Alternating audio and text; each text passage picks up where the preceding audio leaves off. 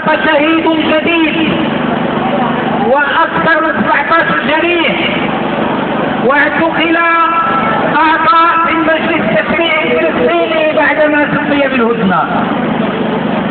المعركه اذا متواصله، لان الكيان الصهيوني لا يحترم ولا يمكن ان يحترم اي اتفاق كيفما كان.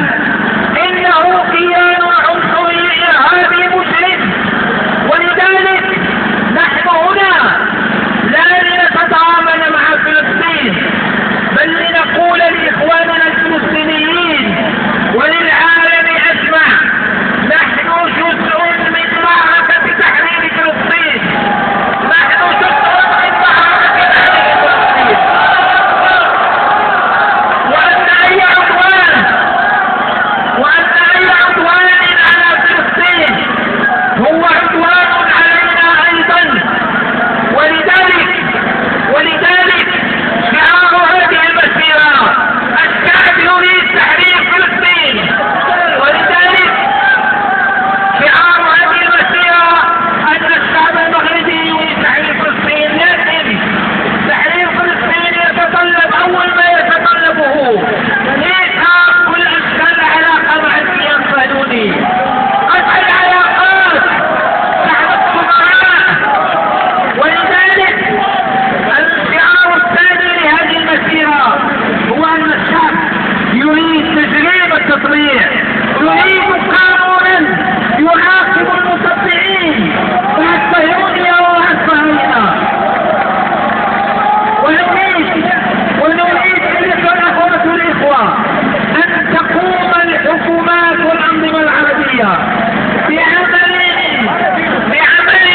ملموس، أوله بالإضافة إلى الدعم المادي والطبي.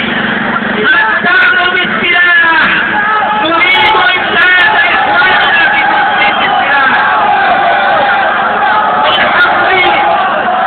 من حق شعبنا الفلسطيني أن يتسلح للدفاع عن نفسه ضد العدوان ولتحرير فلسطين.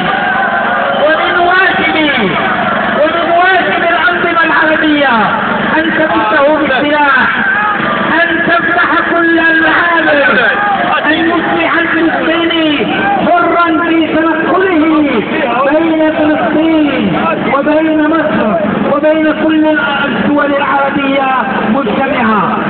نحن أيها الأخوات والإخوة، قبل أن نعطي انطلاقة المسيرة نريد أن نعبر عن اعتزازنا بهذه المشاركة الواسعة في هذه المسيرة، اعتزازنا بكل من لبى دعوة مجموعة عمل ودعوة